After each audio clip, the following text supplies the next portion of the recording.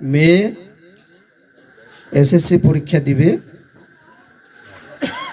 তদুপলক্ষে সাধু গুরু ভক্তমণ্ডলী থেকে শুরু করে দেবতাগণ পর্যন্ত তাদের আশীর্বাদ যেন মেয়েটা প্রাপ্ত হয়, পরীক্ষায় সে উজ্জ্বল ফলাফল করতে পারে, ভালো ফলাফল করতে পারে, এই উপলক্ষে আজকের অনুষ্ঠান এবং এটাই আমাদের আলোচ্য বিষয়।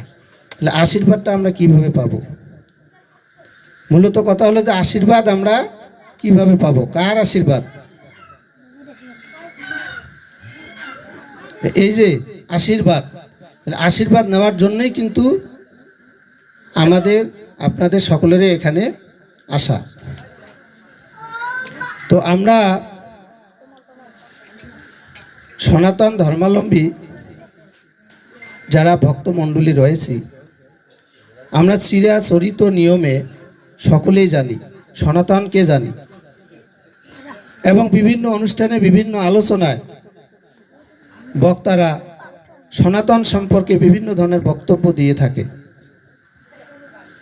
তাহলে সনাতন মানে চিরন্তন, চিরশাশ্বত। তাহলে সনাতন মানে চিরন্তন, চিরশাশ্বত, ছিল, আছে, থাকবে।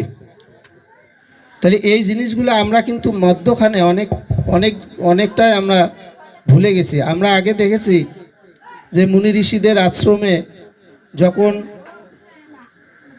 ভক্তরা জ্ঞান লাভ করার জন্য যেতেন, বিদ্যা শিক্ষার জন্য যেতেন, তো আশ্রমে একটা সরস্বতীর মূর্তি বসা থাকে বা ছবি বসানো থাকে বা ছিল। তো আজকের যে আমাদের পটভূমি, আমি আসার আগ মুহূর্ত পর্যন্ত সেটার অ্যাবসেন্ট ছিল, সেটা আমরা পূরণ করে নিয়েছি। যাই হোক, এই যে আমাদের চিরন্তন প্রথাগুলো, চিরন্তন জিনিসগুলো আমাদেরকে ধরে রাখা লাগবে। বেদ ও স্মৃতি সদাচার ও সচ্চম্বিয়মাত্মা এত চতুর্বিদং প্রাহু সাক্ষাৎ ধর্মস্য লক্ষণম আচার পরম ধর্ম সুতুক্ত সাত্ম এবচ তথা দস্মিন শতাযুক্ত নিত্যং সদাত্মবা নদীজ। যেমন মনু সংহিতা বলেছে দ্বিতীয় অধ্যায় ১২ নং শ্লোকে যে বেদ স্মৃতি সদাচার আর আত্মতুষ্টি অর্থাৎ বিবেকের বাণী হলো ধর্মের লক্ষণ। তাহলে আজকে যদি ধর্মের লক্ষণ বেদ হয়ে থাকে, তাহলে বেদ পুরাণ আদি শাস্ত্র আমরা সামনে রাখবো।